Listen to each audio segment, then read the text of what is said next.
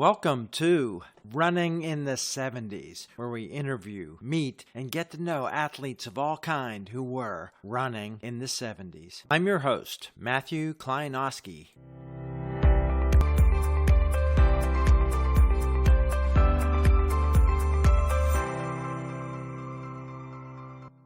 Today on the podcast, we're back in Western Pennsylvania, in Pittsburgh, with an IUP runner from my hometown, Johnstown, Pennsylvania, who was a successful high school runner, university runner, and afterwards. So we're going to talk running in the 70s today with Dave Thompson. Welcome. Thank you. Dave, let's introduce you to everybody with your origin story. When, where, and why did you first get into competitive running? Okay. It's a somewhat simple story. I was not into athletics until my sophomore year. I decided to go out for the football team at the high school. And I was your 5'10", 130-pound person. I was not the size that you would play football, and I did not do well. And I quit the football team even before the season started. The next year, my friend came up to me and said, "Do you want to run cross country?" And my question to him was, "Is that in the spring or the fall?" So that's my knowledge of cross country when I was introduced to it the end of my sophomore year. Who was your friend? My friend was Dave Myers. He graduated. He also went to IUP and was going to run at IUP and decided not to. We went to high school in the same town, greater Johnstown area. What was running cross country there like in terms of equipment, coaching? What was your experience your junior year? The equipment was next to non-existent. Uniforms were just put together, holes in the uniform, and of course no shoes. And just starting out in running, I didn't know the difference between a Converse high top and back then, I think it was called the Adidas had their green and white shoe. That was my first pair of shoes, the Adidas cross country, I think they were called. What about coaching? Did you have an experienced coach?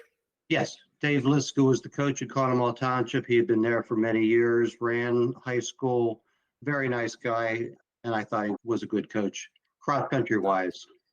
What was it like, the status of cross country in your school there? I would have to say it was negligible. Again, I didn't even know what the cross country team was about. They had a somewhat competitive team, but they were not very good. Yeah. How was your experience? First race or first few races? My first race, I surprised myself because I did better than I thought I would. I think I was second or third person on the team. But again, back then, we did not have a very good team. But the next year, our team was much better. We had some young kids that came onto the team. Terry Feathers was a very good wrestler. He was a 98-pound wrestler, and he ended up being a very good runner, and he'd run for wrestling. When did you get into track? Ran cross country, and it was just the logical thing to go into track because I was somewhat successful my junior year, so I decided to run track in the spring. How did your improvement go for the rest of high school? Were you thinking of yourself as a runner by the end of that junior year? When did your identity of, hey, I'm going to do this for a while come? After I was successful in cross country and I was somewhat successful in track, I thought that this was something that I can continue to do, whether it was into college. I didn't know at that point, but I thought that I was competitive in high school, so that was good enough for me. In Johnstown in Western Pennsylvania at that time, while in high school, doing anything outside of school, were there any races to join? Anything else going on in the running community in the early 70s there? Actually, in Johnstown, I don't think there was that much. There was some races. I don't think I really started doing a lot of road races probably until going into my senior year. I think my senior year in high school, I started doing some road races, but I don't think I did many because I don't think there was that much in the Johnstown area per se. But running was becoming very popular at that time.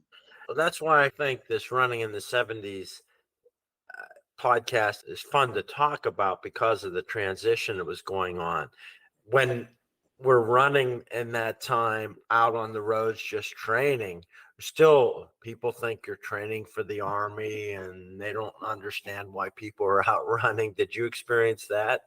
Yes, they thought probably I was crazy when I was out running the roads as opposed to doing other things. I know there was a person that rode bikes at that period of time in Conemaugh Township. He would go out and ride for 30, 40, 50 miles at a time. And I think he was a high school kid, and everybody thought he was crazy too.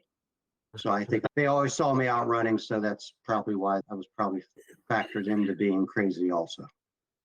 High school, 2.5 miles may be the maximum on the track. The 2 miles was the maximum. Did you get into longer running in your road races there your senior year?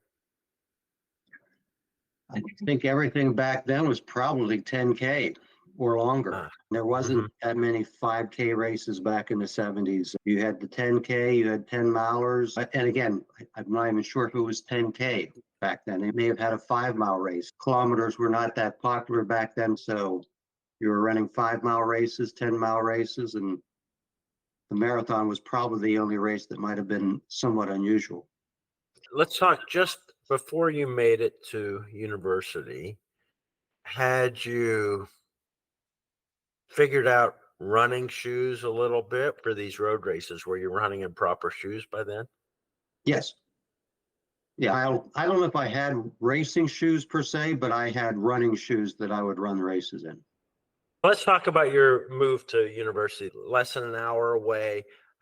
Did you have any recruiting? Did you check out IUP's running program? What was your transition to university and your plan for cross country and track there?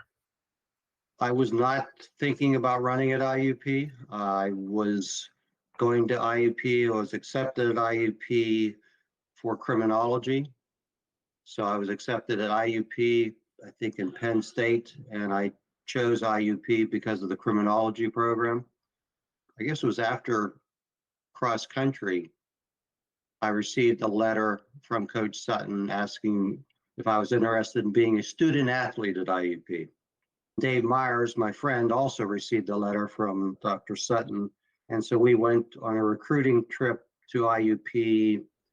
I'm guessing it would have been sometime after the season or early spring, and met Coach Sutton.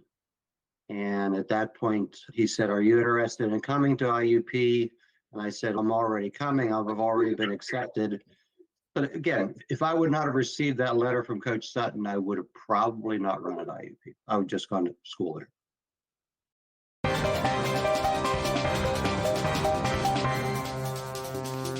Wow. Yeah. How was it starting up?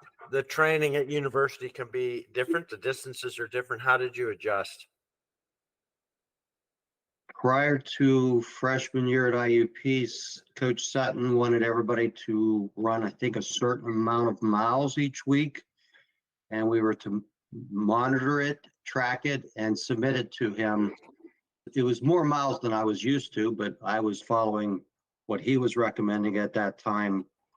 And again, I don't remember how many miles per week, but it was definitely more than what I had been used to at high school.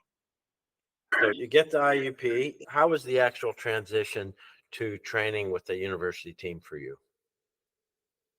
99% different than high school.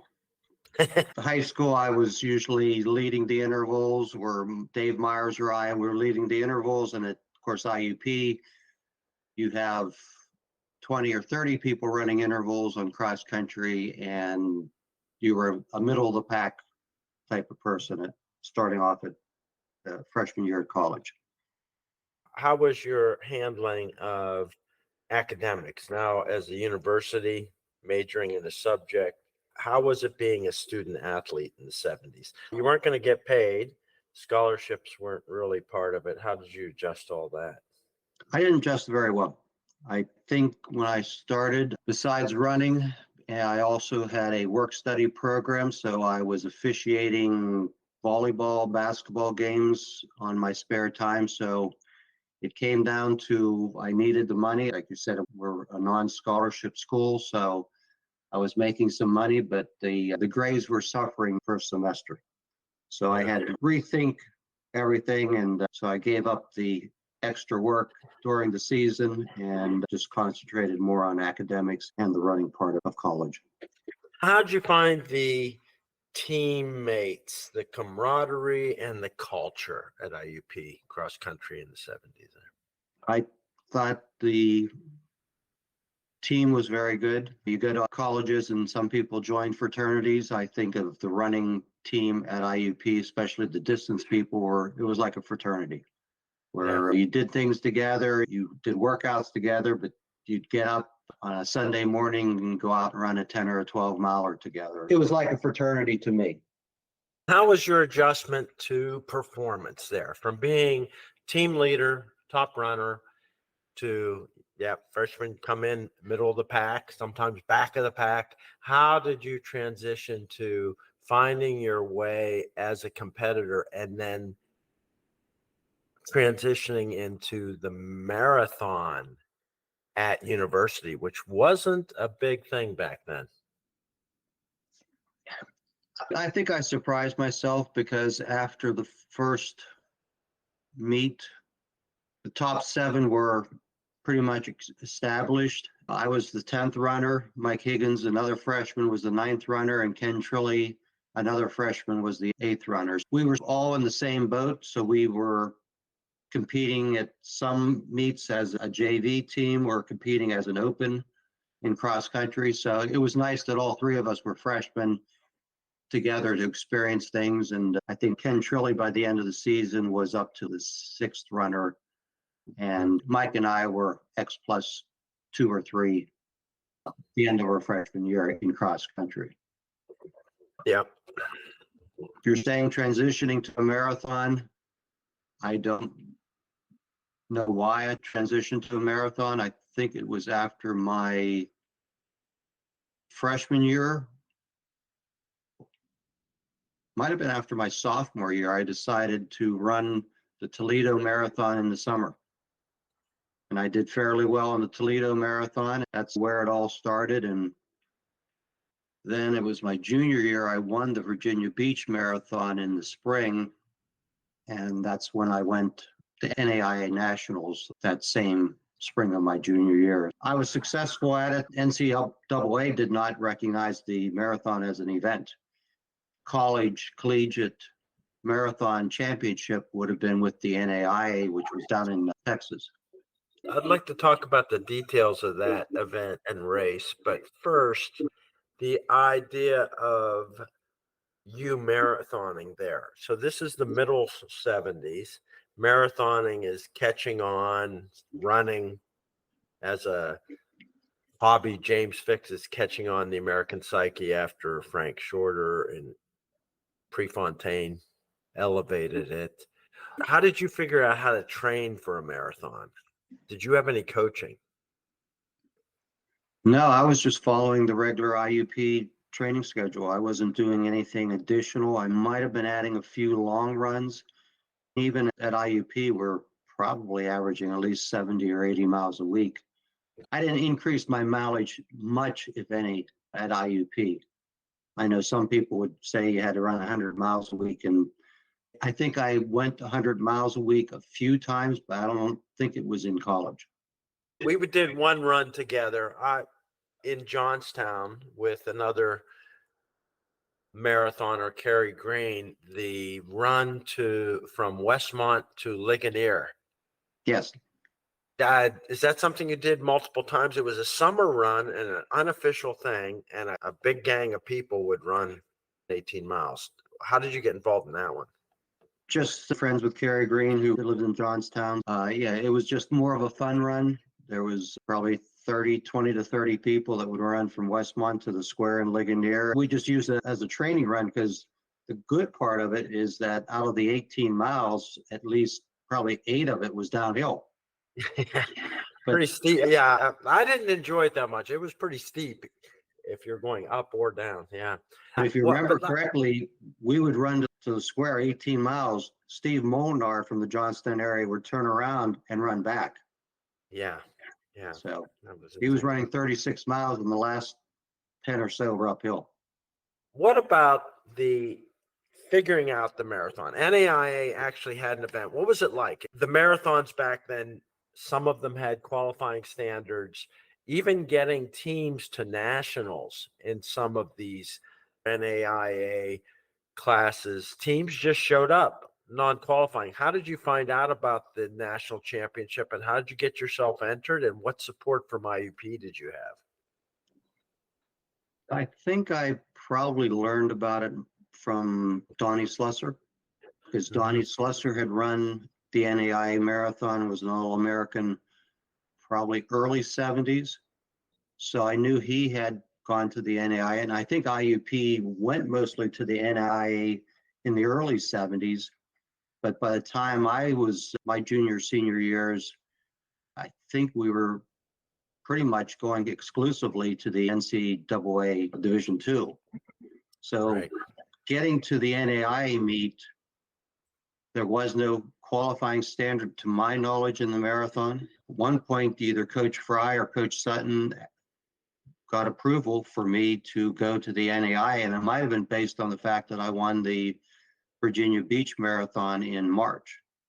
So I don't know if that was a stepping stone that they were able to get money for me to go. And Kerry Green also went. Good. You and Kerry went. Did a coach go with you? Yes, Coach Sutton went. We might have had a javelin thrower. So there might have been three of us that went to the NAIA. But Coach Sutton went with us. The following year was the complete opposite. They were not going to allow me to go because they were not going to appropriate money for me to go my senior year. So Coach Fry and I met with, I'm not sure what committee at IUP, and Coach Fry on my behalf convinced them to provide financial money for me to go to the NAIA Nationals my senior year. And did you go by yourself at that point as the only athlete? Yeah, I think there was two of us. I think, again, it was me and then also a javelin thrower went to NAIA, Frank Peronish, I think from Northern Cambria. He may have gone my senior year, and unfortunately, I developed a stress fracture and had to drop out of the marathon my senior year at about the 10-mile mark. What were your expectations your junior year? You had good success, All-American finish. What was your expectation going to that race, and what was the experience like? How big was it? It was different because you're down in Texas, and we started, I think, at 6 o'clock in the morning, and it was already 80 degrees, and you had a hodgepodge of different schools that you never heard of down there. Going into the race, I had no idea who my competition was, what their previous times were, because I don't think we needed to submit our best marathon times. I think the only thing that Coach Sutton may have known was people that had finished the marathon from the previous year.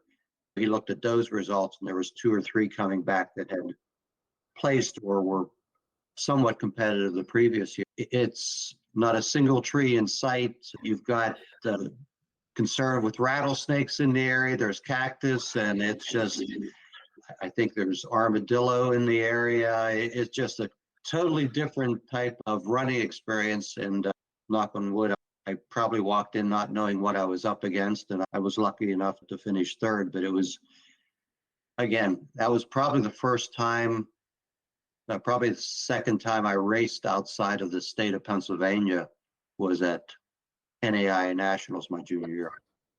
Wow. Do you remember about how many people lined up? How big was the race?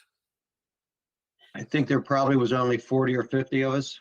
I think Kerry Green ended up 7th at that race, and I was third. I just remember, I think I was in third place for the last 10 miles of the race. I was running by myself, and I just remember Coach Sutton was in a car driving alongside, and he kept saying to me, "Dave, the first 3 are all Americans, the fourth through sixth are honorable mention All-Americans, which whatever that means. But so he was convincing me to stay in third place because then I would be considered an All-American, not a honorable mention All-American. Yeah, I wonder what it is now. Kerry Green finishing seventh, that probably would be All-American today. They've expanded the medals and things like that. Do you remember what you got for being All-American from the race on the day?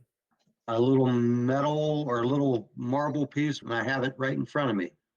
Oh, It yeah. just says National Association of Intercollegiate Athletics, National Championship, Outdoor Track and Field, Abilene Christian University, Abilene, Texas, May 18th, 19th of 1978.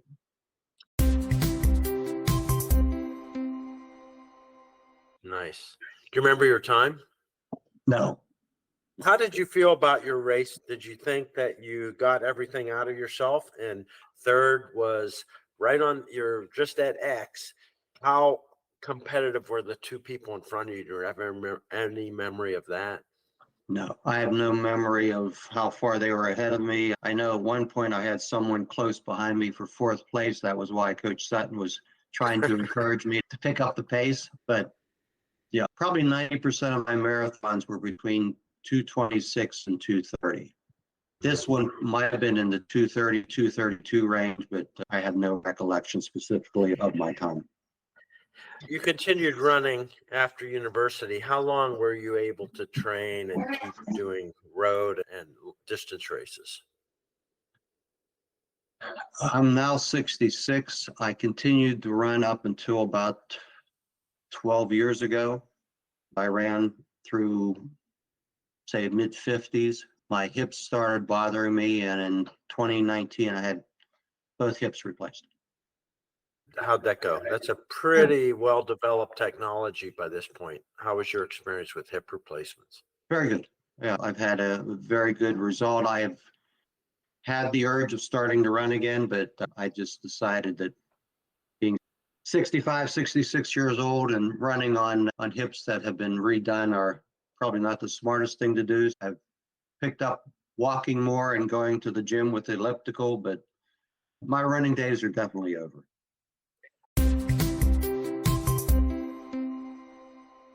Let's go back and revisit this idea. You became a runner.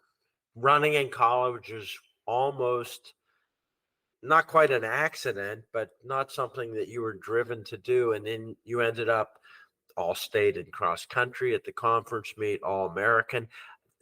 Your identity as a runner, was that then something you thought, this is me for life? And how did the success you had affect you? I think the fact that I was successful, I envisioned myself running for the rest of my life, but I think the running and being competitive were hand in hand. If you're not competitive, you're not going to be a runner. Going out early in the morning and trying to get 10 miles in, or working all day once you get into the workforce, working all day and getting out of work at 5 o'clock and say, I'm not going to go run 10 miles. That didn't quite fit together. And then having children, I think the competitiveness was transferred from my running to probably work. Just became hand in hand, that I was no longer in my 40s wanting to be real competitive. I would cut back on my running, and I had too many other things to think about. I said, I think it just went from being competitive and running to trying to be competitive and doing the best you can in your job and providing for your family and things like that. I wish I was still able to run, but walking's fine with me now. Pretty healthy attitude. Let's talk about maybe some of the challenges and struggles after that first semester, with the struggles of trying to meet funding, your personal finances, the transition to college classes. How did you manage pulling it together to succeed in university?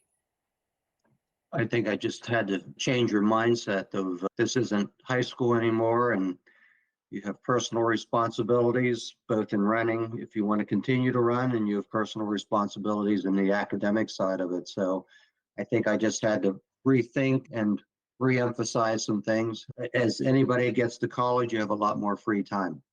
You just have to prioritize things. I was never academically a great student, but I was good enough to graduate in 4 years, which was my goal. And I tell my children when they went to college, your goal is to finish in 4 years. I was able to do that and get a job as soon as I graduated. I think things definitely changed, because if they didn't change at IUP after my first semester, if I kept going down the same road, I would have probably lasted the year and went out of the college system.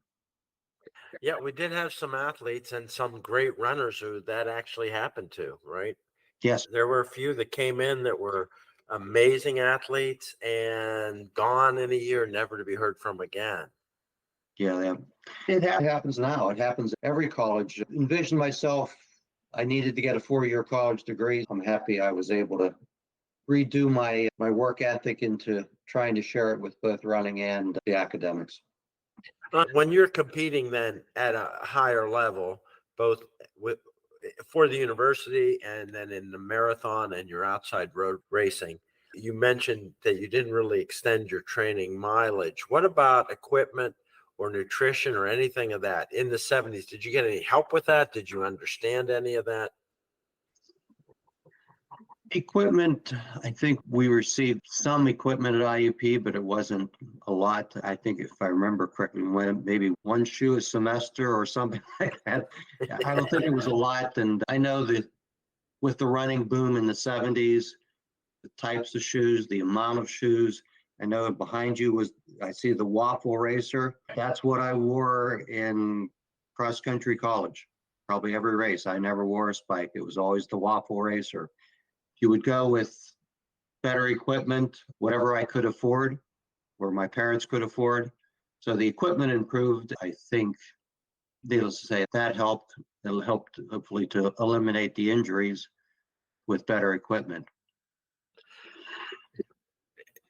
Now, to me, you're quite a bit of a trailblazer. You can name the people from IUP over almost the entire decade who competed in the collegiate marathon championships. There's just a few. Were there other teammates? You mentioned Kerry Green and Slusser. Anybody else running the marathon? How much of an outcast or trailblazer did you feel like with that as a part of the university? As a part of the university, on my junior year when I won the Virginia Beach Marathon in March, then my senior year I was invited back, and we had, I think, 2 or 3 other people from IUP that were running on the team decided they would go down to run the Virginia Beach Marathon also. So we had a team there. I won the team championship my senior year. I think I was like 2nd or 3rd that year. So there was other people that were running the marathon at that time from the team. I think they were running in the 2:30s. And again, at that point, IUP was getting away from going to the NAIA. So I was happy just getting there my senior year. And to my knowledge, they may have not been back to the NAIA track and field championships since 79. You picked a career did you stay in criminology related profession right after university? Somewhat. I was offered 2 jobs as police officers in Western Pennsylvania.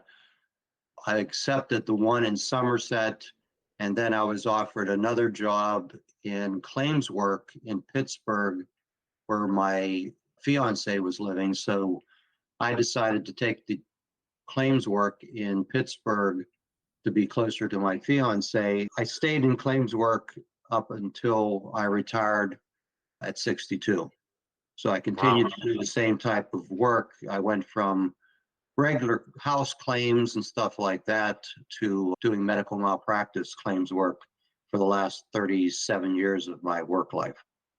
So yeah, I couldn't envision myself being a cop, but then I also thought if that was the job I was going to go to, I would be a cop. But I'm glad I went into claims because it's needless to say, it's safer.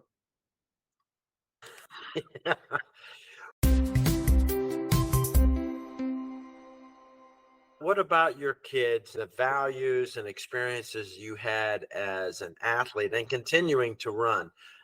How did that inform your parenting? The ideas of competition, the ideas of the hard work you put in to get through university. It was a bit of a struggle for all of us. You mentioned you felt it was a struggle and took a lot of readjusting. How'd that inform your parenting? I always thought of myself as fairly competitive, and I think, again, if you're a runner, you have to be competitive. So I think both of my children are very competitive. They both went into athletics. My daughter ran, but she was much better high jump, triple jump, long jump. Actually obtained a partial scholarship to Duquesne to continue her athletic career there. My son was never going to be a runner. His senior year, he was about 6'2", 240. So needless to say, he was not going to be a runner, but he was a very good baseball player. I think my dad was very competitive from a work perspective. He was always working a second job and doing what he had to. And I think it filtered down to me. And I'm thinking that my children are the same. It filtered down to them to be competitive. And they're both doing very well in the work environment. I think running started the competitive part of me, and it continued. Let's talk about relationships and if there are any as we all move around and some of these things we remember fondly, some we're able to stay in touch with. Your coach, your high school teammates, your college teammates. What about those relationships and were you staying in touch with people over the years since then? High school, not really. I see some of my high school classmates here. I live 2 hours from Johnstown, so I have not been able to get back to Johnstown that much. I think as the years have gone by, I see IUP running friends. It's nice when we get together. It always seems to be talking old stories.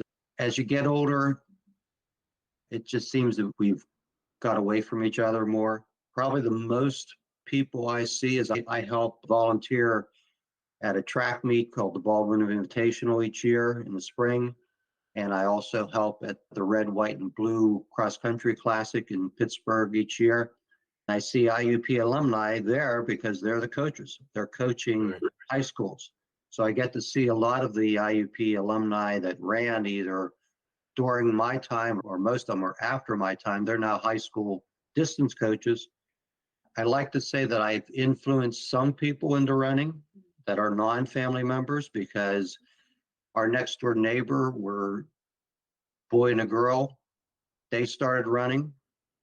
I don't think if it would have been for me, they would have not have started to run. My nephew, who was a basketball player all of his life, his senior year, the coach said, "Why don't you come out and try high jump?" And he was about 5'10", but he could high jump about 6'3".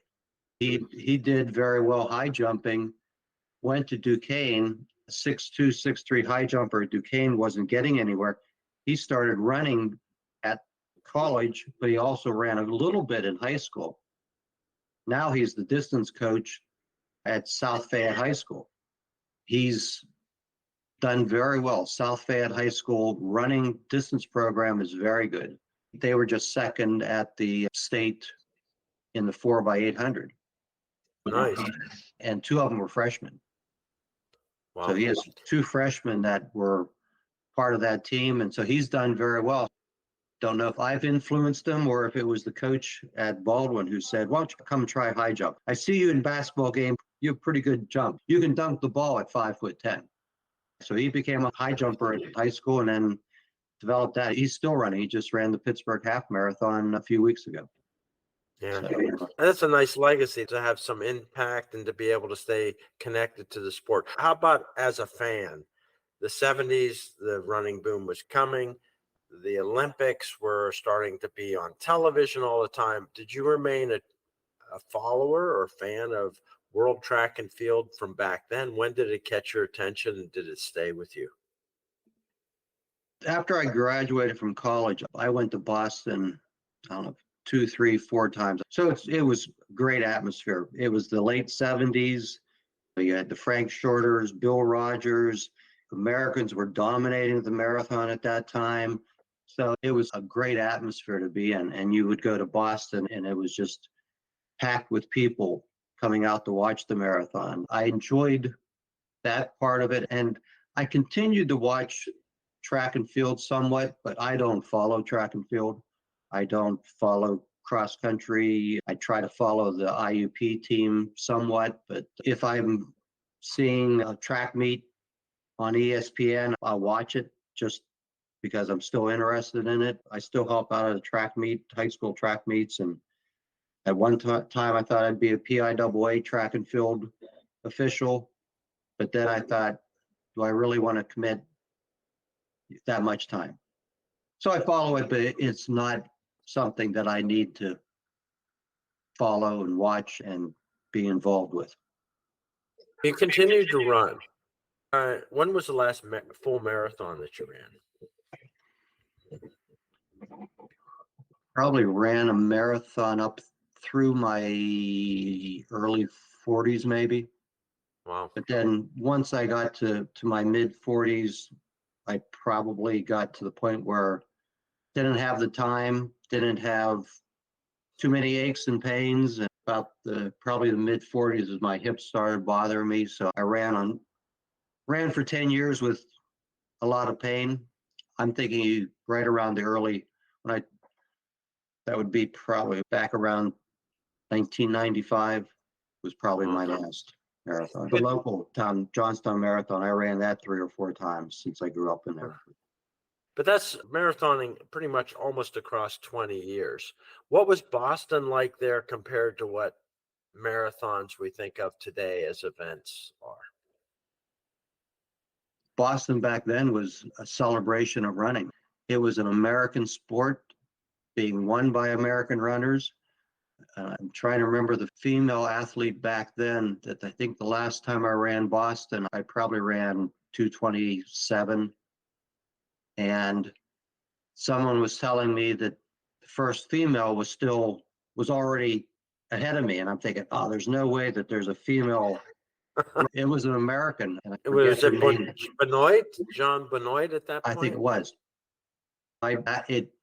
It floored me that a woman was running that fast, and she beat me by 3, 4, 5 minutes. It wasn't even close. It was nice to see that, but I said, if she was so much faster than anybody else at that time, but again, she was an American, so it was an American sport that we all relished. And I know some of our IUP runners qualify for the Olympic trials. In the back of my mind, that was, boy, it'd be great to qualify for the Olympic trials.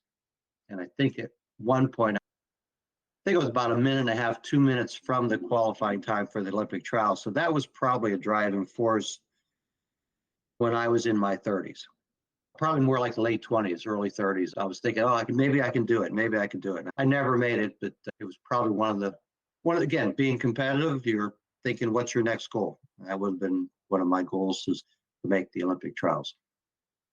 Good story, Dave. It's fun to talk to you, find out about this bit of history, the nature of how things were changing rapidly in the 70s, the idea that the school, you had to fight to go race somewhere where you were going to be all American in the school. You had to make a pitch to get support. And certainly the major sports, basketball, football, were fully funded and fully equipped and everything.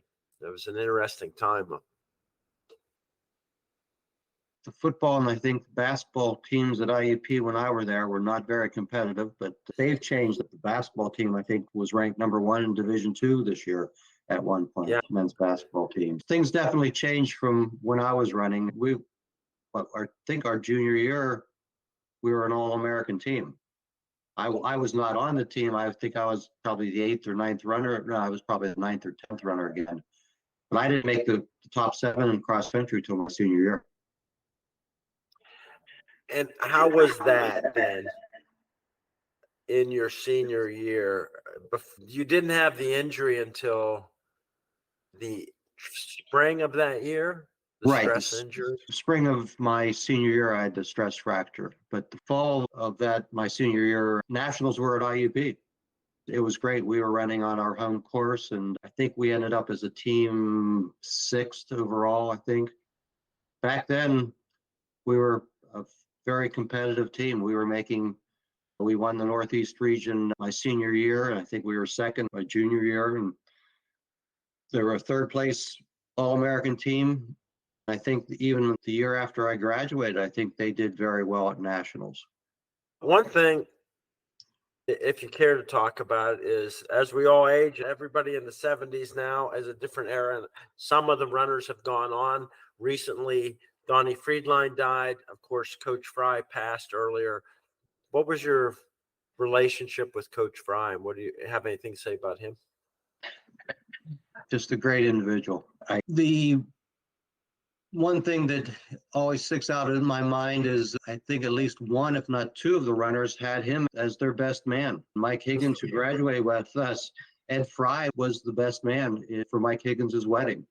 And again, you heard the word best man, and I think it was right on. A good coach, as we all know, he was one of the top masters runners in the country when we were juniors, seniors. The 7th place at the New York Marathon fall of my senior year, and he was like the 3rd American or something like that. And at that time, he was, I think, 40. He was a masters runner he knew what we needed to do. And I was an okay runner coming out of high school, but I think he was able to get the most out of everybody if they put their work in. Unfortunately, I know you had your injury problems and stuff like that, and I just happened to be at my father's. We're going through some stuff, and there he had a picture where it was I forget what the conference championship was in the Johnstown area, but I think it was my senior year. You were 2nd in the conference in cross country, and I think I was 5th. Yeah. So you would have been a junior, I think, that year, and I was a senior. But Fry, again, I can't think of anything negative to say about him. You knew what you had when you had Coach Fry. There wasn't any surprises, and he went through it. He experienced the highs and lows of running, and so you could relate to him, and he could relate to you. Look at Donnie Friedline, who just passed away. He was a very good distance runner. Then he went, and I think he ran fall track one year. He didn't run cross country because he came back not in shape. And then he went and ended up being on the 4x400 relay that became All-Americans. So he went from being a very good, probably miler, 2-miler, to running cross country collegiate wise, to then running a 400 meter to become an All-American, and then qualifying for the Olympic trials in the marathon. But unfortunately, he died at a very young age. He was only, I think, 66 when we passed away recently. I have nothing negative to say about Fry. He was just an inspiration when you saw what he could do. And if you saw Coach Fry and you go into IUP now that has the Kowalczyk Center, it's the Ed Fry Arena, people are going to say, "What, is he a basketball player?"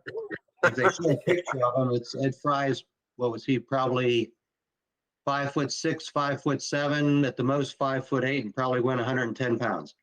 He was not a basketball player, but it became a family. Sort of connection of being part of the fraternity of runners. He was part of that fraternity. It's been great talking over memories with you, Dave. Thanks for sharing your story and insights and everything in your history. I think your teammates and anybody who went to IUP will probably enjoy listening to this and hearing how it was and the changes from the 70s. The 70s were enjoyable running wise. It was an American sport. It was dominated by Americans, and even more so than the marathon, but it was dominated in other events too. So I wish we would get back to that. It seems like some of the other countries have now taken over the sport of track and field. Yeah. Good luck walking on the new hips and staying healthy. Okay. Thank you very much, Matt. I hope you enjoyed another episode of Running in the 70s. Voices, stories, and memories of athletes who were running in the 70s. Until next time, wherever you are, keep looking forward and don't forget to look back.